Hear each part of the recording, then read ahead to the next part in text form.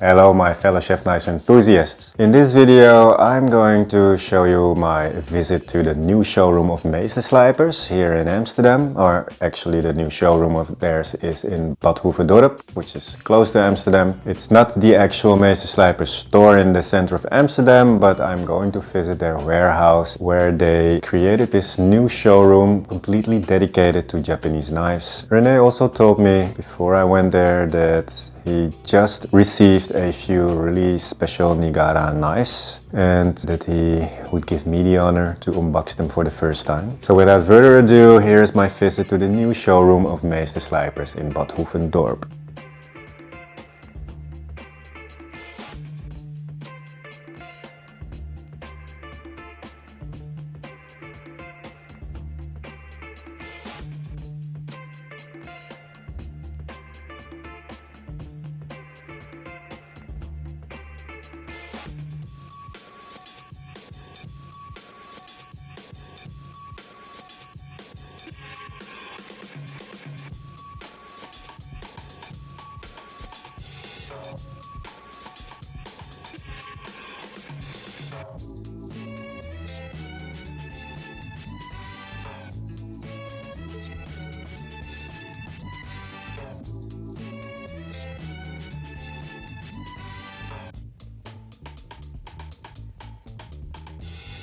Well, looky here.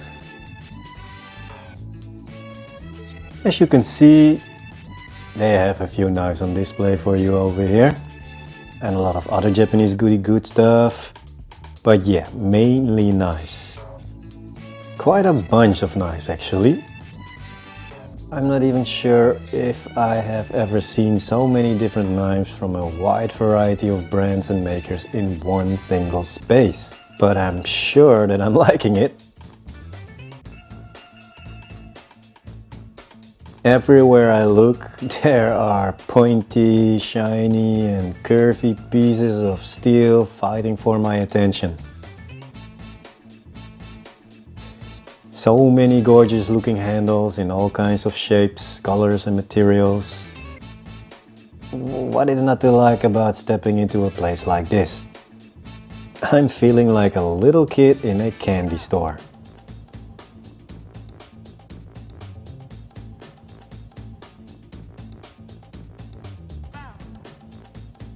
This is a pretty weird blade. I mean, I don't like it, but it is quite different and I'm not sure how it is made. How do they make these numbers and letters appear? So there's the big boss René with a bunch of knives that just came in. I'm pretty excited to see what is in these boxes, because I'm a big fan of Go Yoshizawa's work at Nigara, and for sure these knives are going to tickle my fancy. I'm pretty sure I'm getting myself in big trouble. Let's try a bit. Let's try a bit, because this is the Tinker Tank I was eagerly waiting. Yeah, eagerly waiting. Well, I was anticipating to get one in my collection one day, but... It's the one from 20 July 2022, so it's been waiting for a while. I didn't have it for so long, like I got it last month, so... We know he still got stuck. And this one definitely sharpened by Shibata. And this is the smaller one. Just to show you. Yeah. I know they exist. There are actually 3 sizes, right? Yeah, but these are the only 2 sizes I ever had. Okay, so same with the saber there's one in between this one, huh? Yeah. Such a fun knife. Ooh. Yeah, it is. For garlic, it's actually really nice one. But yeah, I'm going for the large one, of course. Or I don't know, of course, but... Well, it's the start of a collection. Yeah. Yeah, it's so funny that this became such a sought-after knife as well, because it's a really weird profile, of course. Kind of unpractical for most people, I think. Pretty heavy. It's just fun that it started as a pet project for the Shiba. Exactly. And then they are now one of the more sought after. Because they are so different in most profiles. Cool that you have one and that I can snag it over here. Perfect. Alright, and then we got a couple of Nigaras. I just got them in. I'll let you do the unboxing. Oh, this is an Aogami 2 Honyaki. It's the first time I got a Honyaki from Nigara. Didn't even know that Go Yoshizawa was making Honyakis. he makes honyakis? Yeah, first one. At least the first one that I got. Blue number 2, of course, it's his steel. He almost makes every knife with blue number 2, right? He loves it, yeah. Preferred steel of his. Yeah. Ooh. Wow, that tip. And look at that one, it's stunning. Yeah, that Hamon is... I love that he made it like a matte finish. I don't know if it's visible on the video, but this Hamon is really special.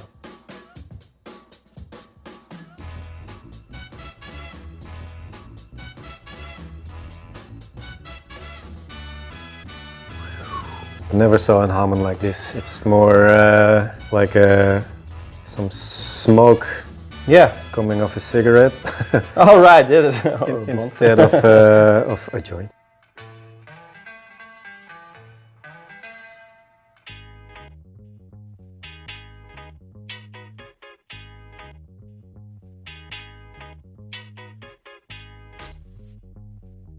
This is different, but yeah, that's what we expect from Goya Susawa by now, that he always wants to do something different. He likes to experiment.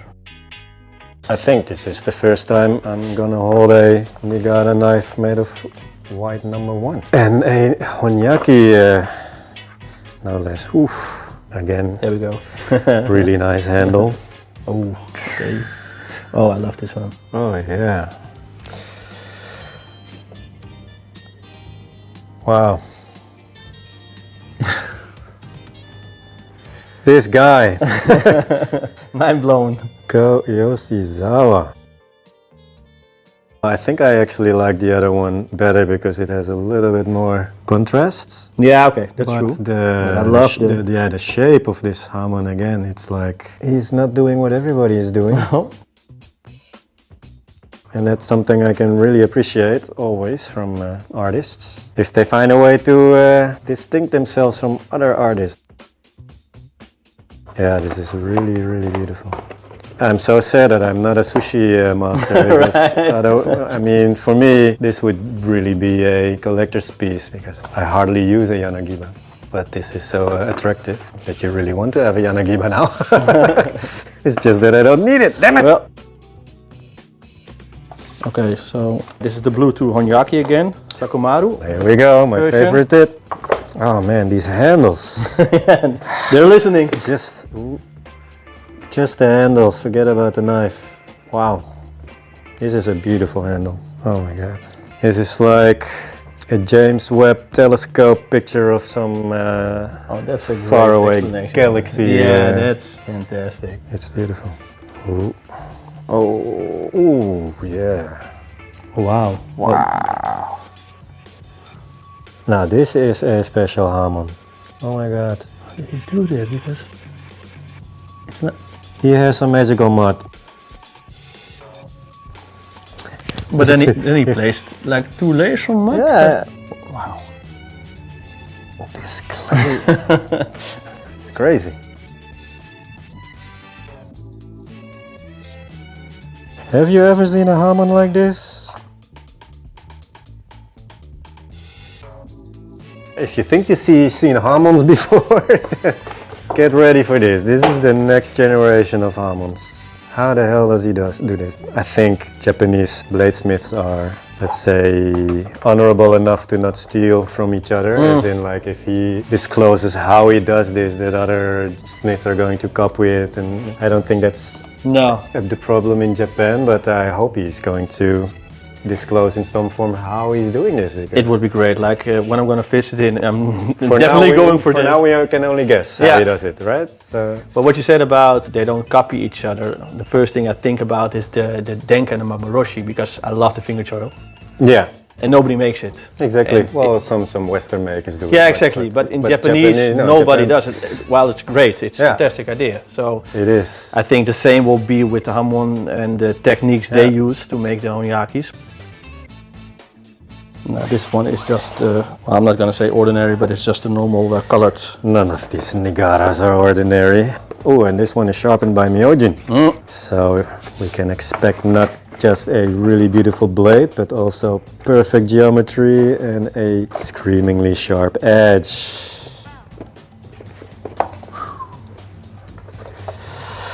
You can already feel that it's Miyagi because it's so much lighter than normal Nigaras. Oof. Yep, this is not just a beautiful blade, this will definitely perform. I can already tell without using it, just holding it and watching it. Got the signature style of Eugene. A little bit more, less rounded but more faceted shape, which corresponds nice with the faceted shape of the handle, of course. I kind of like that.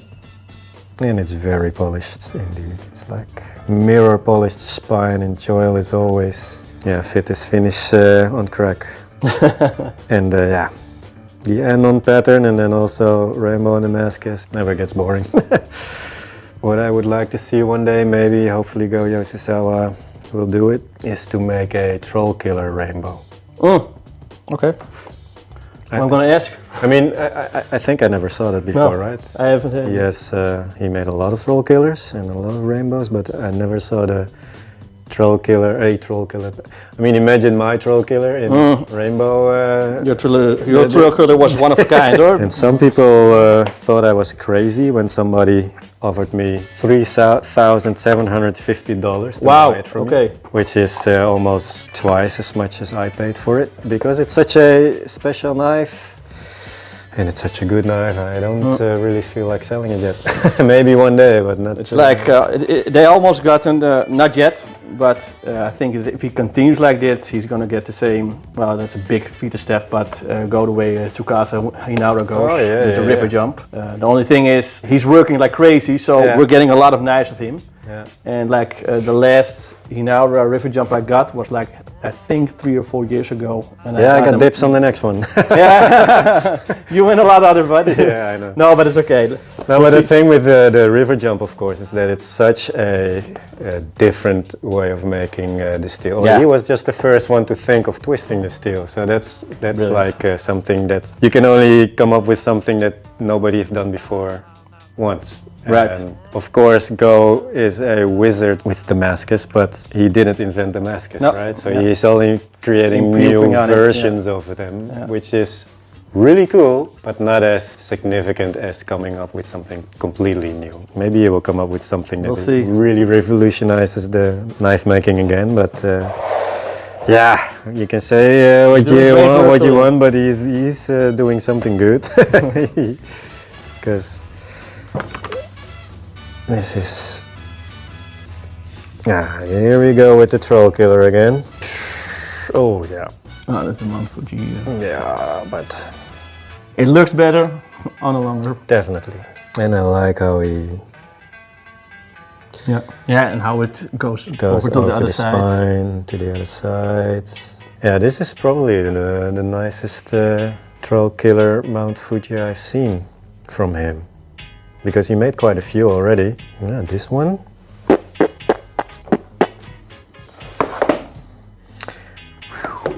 Yeah. Yeah, this one is really nice.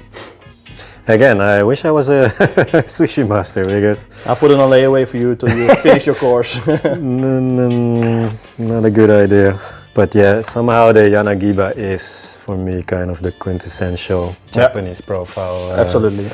Yeah, that and the last couple of years, like a Sakumaru. Yeah, Sakumaru is, of course, because of the tip, my favorite shape for a tip. But yeah, the Yanagiba is doesn't get any more Japanese than that. I still got this one. I'm not sure if you want to show it for your followers. This is not a troll killer, but one of... What's the name of this? This is an Amon. Because the troll killer has 250 layers, I think, and then these have 125. Still really beautiful. The Amon pattern never disappoints. Yeah. Boy, oh boy. So this is a knife that cannot be ordered at them, at Nigaras, a history piece. Is that what you called it? Yeah. That's so it's something they used to make? They made maybe, I think a couple of them. It was never a series. That's interesting. It definitely looks different. I love that they make on the fair rule also the must. Yeah, the bolster, yeah. Yeah, there we go. There we go. So, can't touch this, can't buy this. You can't buy this anywhere. And it already has a little patina. So it's, how old is this one? I have no idea. It's old. Yeah, because it just has a patina from being old, not from being used. Interesting. Yeah. Western handle though, so don't want it. No one don't need it. But it was nice. Well, good to know. But no, There goes our gift. it was nice to look at it. And you don't see something like this, of course, every day. Not in stores. Nope. You can watch it over here.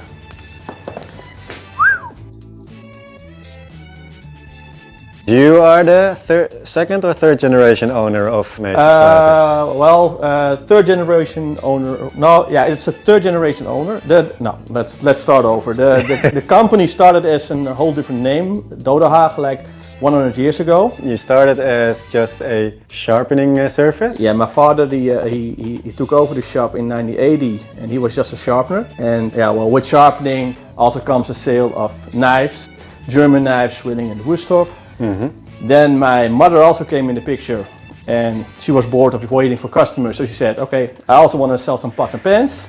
Yeah, so you started to branch out to kitchen gear and selling everything basically needed for cooking. Exactly. And then my brother came and he expanded a little bit more to the first journey to Japanese knife. Well, there will be the globals and the kai. And after that... So those were the first brands you started to sell? The global, kai, Miyabis, those were the usual suspects for the Western market.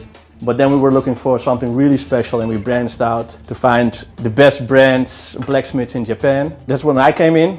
I did the web shop and the communication in Japan. And then I got another brother. He handles the after sales of the web shop. That's Harman. He's the guy in the store always? No, that's my brother. That's Johan. Yeah. That's Johan, yeah. And then last but definitely not least, there was Berend, and he took over the task my father did. The sharpening. Yeah. So you learned to sharpen from your father, just from watching and practicing with your father? Starting, we worked together for 6 years, together. And now we okay, and then he was like, screw you, I'm going home, you take over. I was starting 1 year of watching, and then 2 or 3 years of only polishing knives.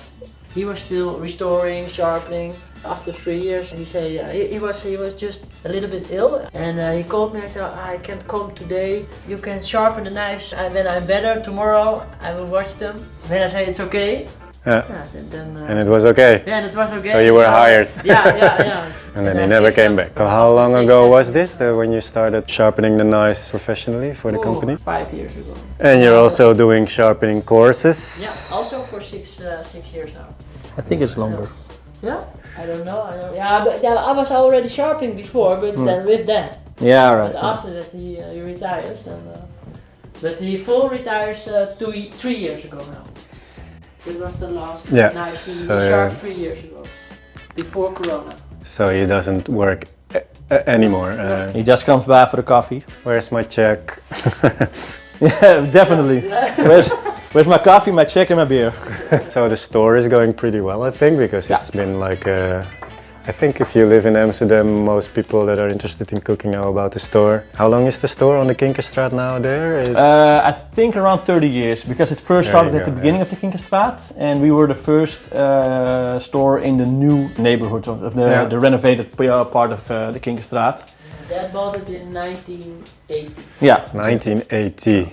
Yeah, so that's more than 40 years ago already. Right. Yeah. I remember the first time I walked into the store, I was just looking for something in my kitchen, and I was really surprised to walk into these walls of quality Japanese knives, because the store, from the outside, you won't expect it, to be honest. We are, like we call ourselves, really a mom and pop store. Everything is filled to the brim, and you have to be careful not to bump into something. Exactly, it's so overstocked almost that you're like, Jesus, they have everything. And you can buy a Japanese knife, and next to it there's something for the toilet. And yeah, exactly. I think that was 10 years ago the first time, and then I bought one of those Miyabi's birchwoods. Oh no, first I bought one of these artisan Miyabis for myself, and I bought a birchwood for my brother. Yeah, still a stunning knife. Yeah, I mean, I didn't know anything about Japanese knives back then, like 12 years ago, but they look pretty. Yeah, good steel. As a knife lover, you want something a little bit more authentic. It was definitely a gateway drug. Drew me into the rabbit hole really deep. Quite recently you decided to change the name, huh? Right. Meesterslijpers, it's very easy to pronounce if you're not Dutch. Yeah, we got them in all kinds. People tried it in all kinds of languages. The one that came back the most was Meesterslippers. Meesterslippers. And that began to hurt a little bit. Yeah, then you're looking for a name, but you also have to, when you're looking for a name, you also have to check, okay, what's available for a domain name and stuff like that, you know? So exactly. We got the chance to buy the domain Knives World. It surprised me that that one was not taken yet. No, it was taken. Oh, okay. We had to pay a bit for it, but that was the best. And it's generic, but people will definitely understand what your business is about. So I think it's a good handle, a good name, and pronounceable for everyone. That's the most important thing. Now you created this new Right. showroom. It's almost finished, but not yet completely finished. In our store, we have limited the retail space in Amsterdam is terrible. And it's already filled to the brim anyway, so yeah. And it was really difficult to be standing here with you, talk about Tinker Tank, and have somebody reach over your shoulder to get a sippy cup. You know, so exactly. We thought we have to handle this more respectfully, also because we cannot stop collecting knives. It's like, it's not even for us. Of course, it's retail, but we're also knife nuts, and I just want to feel and handle every knife. I just love it when somebody comes in, especially when they don't have a lot of knives and they don't have a lot of experience or the money, and they can just feel and see the knives. Yeah, I'm so blessed to live in a city where there are knife stores where you can go and physically hold a knife and look at them with your own eyes. I can imagine how difficult it can be if you're living somewhere and you can only shop for these knives online. Like you don't, Luckily, they can watch the videos from.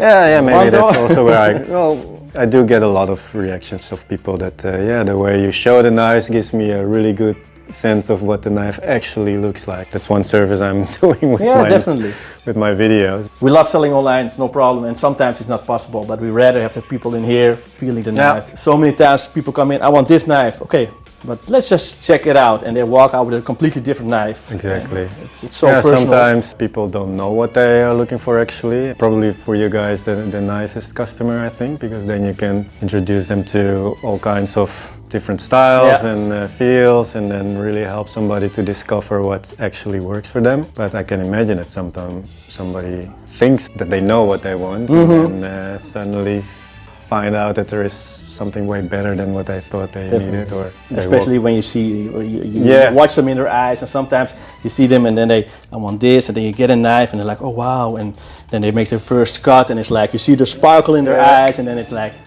fantastic. I love that. Yeah, you have quite a lot of different brands and makers. How do you get to a point where you can get so many different types of knives? You seem to have so many different brands. How does that work? How do you? a lot of begging. You know, like please let me have your knife. For us, the blacksmiths are like legends, you know. Yeah. And in your mind, they're you're like, stars. oh wow, they're rock stars. Yeah, not worthy. Usually you don't even speak the blacksmith, because the blacksmith just want to go. They're just making knives. Forge it, talk to my deal agents. with it. And especially with international customers, the retailers, they usually do that through agents. Yeah. So you are just emailing and calling with the agents and asking from please, can you help me with this? Please, can you help me with that? And I have a couple of them that I buy directly, but mostly it's through agents. That's just the way they work. A couple of days ago I went to the Ambiente and Tsukasa and Hinauda was there. Yeah, I saw that picture of you in Tsukasa. That's like meeting one of your... And I was standing there next to him and you were speechless. I was just saying stuff really fast in English. He probably didn't understand, but I was just like so mind blown, and I was a little bit trembling afterwards. Starstruck. And he was the chillest guy you meet. So really almost like a really friendly grandfather. The blacksmiths for us is like, the holy grail. And have you been going to Japan to go visit all these forges? Corona, I was planning in 2020, 2021. Yeah, I got everything set up to go and to meet them, and then Corona came, and yeah, well. So I hope next year, but yeah, that's the thing. We're also very busy with building everything up, and life just gets in the way, you know. So yeah. But at least you have quite some beautiful knives and stuff. We're doing our best, yeah. Yeah, and especially in Nigara, always have some cool stuff from Nigara.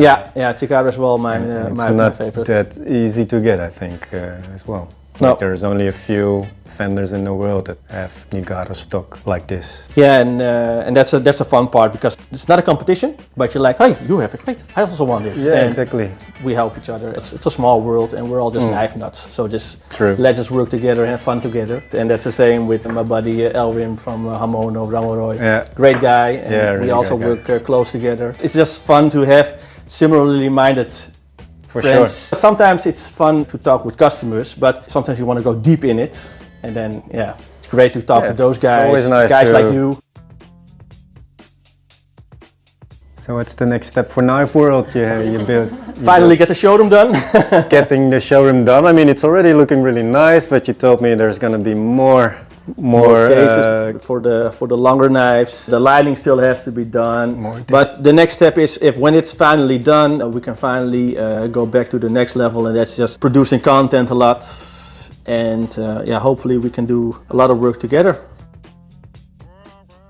Yeah, it'd be fun. Would be fun indeed. I think the unboxing right now was fun to just. I kept these knives just for you, so you could unbox them. And I think the next time we can do it in a even more detailed Maybe way. A little bit more professional setting with the right lighting and everything. Yeah, that's the most important thing I think for us. It's just to get a better overview of each knife, so that people can really relate and see what's available, and really go into deep dives. Like trying to get an interview with Mr. Nigara, Nice. but shy. You know, very shy, of course, and they don't speak English that well. No, and probably. I already told them, like, we can take an interpreter for it. It doesn't matter. We just we want to see the face you can behind. talk Japanese, exactly. I think that's what people would love. What's really cool is that I posted that Giro video that I made yesterday, and then I sent the link to Giro himself through DM on Instagram, and then he reacted on that, and he also sent me this video that he was just standing in his workshop doing this. So cool. And then looked into the camera and waved.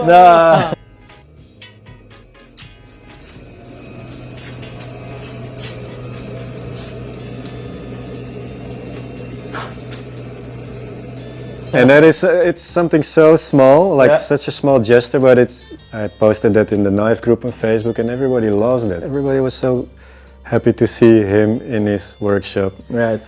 Makes so much of a difference to see the face behind the product like that. Yeah, and fun to see also the workspace. Yeah. Some of those guys, I got really big respect for them, because the way they work, like sometimes their whole work situation, like in Netherlands, it wouldn't be, you won't be able. It's not going to be allowed. It's going to be, will this be is locked not down in a safe. day. Shut it down. This is not safe at all. Are you kidding me? You're going to be dead in 5 years. You don't need... Yeah, that's funny how they don't care about that. It's just the passion, and that makes me respect them more, because they're doing all that hard work in those sometimes hard conditions. Quite unforgiving work. Yeah, probably not that healthy either. Just thinking about it just hurt my back, you know. Yeah, and the sound, the hot. The sound and the temperature. Much respect. Very much. Yeah, the whole process of making knives is such an interesting process, and I don't even know a lot about metallurgy, but I can tell that it's almost a science, or it is a science. Yeah, definitely. So yeah, much respect for, but I guess that's why we're here. We have much respect for all these guys making these beautiful, usable pieces of art. Definitely. Well, thank you a lot, guys, for having me over here and showing me this knives for the let's say for the premiere. Definitely. So, are these gonna make it to the website, or are these already taken for? No. Well, no, they are not taken for. They're going up to the website. Okay. So we're all gonna have a fair chance of scoring one of these. Definitely. That's always cool. Yeah, I would love to make a video of the Honyaki ones. Yeah, you'll get a deep dive of them. We'll get it done as soon as possible, so you can Perfect, cool. take your time to make really good videos like you do. I did not dive into the Honyaki realm of Japanese knife yet because I'm afraid that I want to buy one. Exactly. But yeah, I have so many knives from so many makers that it's the natural next step, I guess, for me to go into. So inevitably, I think one day I probably will get myself one Honyaki, especially now I see these ones. If he is willing to elaborate a little bit about how he does that, that would be interesting to know, right? For sure, because for it's sure. beautiful to look at, but yeah, it would be even nicer to know and to understand how he does it. Oh, definitely. I would love to put a GoPro on his Yeah, chest. exactly. Just for now, it's just magic. Yeah, definitely, definitely. It's just wizardry. So there you go, fellas. I hope you enjoyed watching this video of just 3 dudes talking about knives.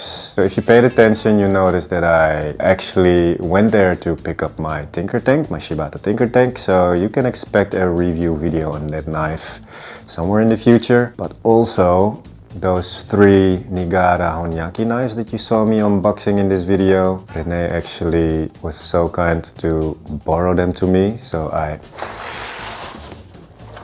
have them right here in my house on my table. Then I'm going to make also a nice unboxing video with those, so you can have a really good look at them. So yeah, I'm excited. 2 more videos to come, hopefully pretty soon. But of course, thank you for watching this video and see you in the next one.